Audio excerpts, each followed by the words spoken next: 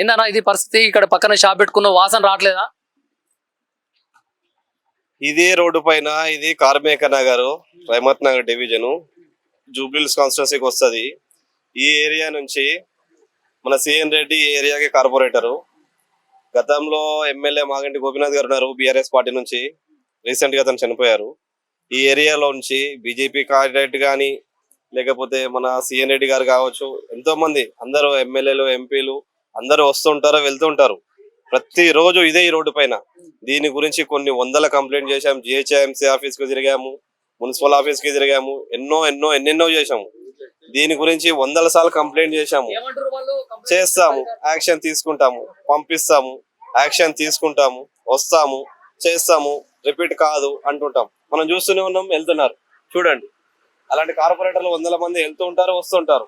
కానీ మన రోడ్ల గురించి పట్టించుకునే నాదుడు లేడు.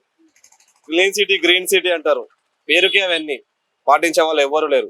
దీని గురించి వందల మందికి చెప్పాం. మన సరౌండర్స్ ఈ ఏరియాలో ఉండే వాళ్ళే నేను ఉన్నంత సేపు నేను తిడతానని చెప్పి వేయరు. వన్స్ నేను ఇక్కడ నుంచి ఒక 10 నిమిషాలు కనిపించకపోతే కొన్ని వందల బ్యాగులు పడిపోతాయి. వచ్చిపోయే వాళ్ళు, ఆటో వాళ్ళు అందరూ వేస్తుంటారు.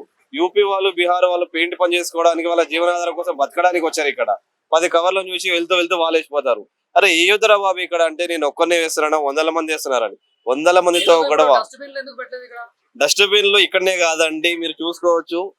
మన జూబ్లీహిల్స్ కాన్స్టిట్యున్సీలో ఎక్కడ కూడా రోడ్డు పైన డంపింగ్ తీసేశారు. ఎక్కడ కూడా డస్ట్బిన్లు లేవు.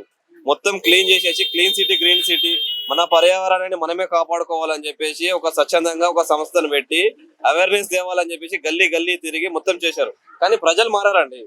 ప్రజలు ఇంతే, మనం 100 చెప్తాం 100 చేస్తాం, కానీ వాళ్ళు మారరు. 100 రూపాయలు ఇవ్వడానికి చెత్త కోసం వాళ్ళు భయపడతారు.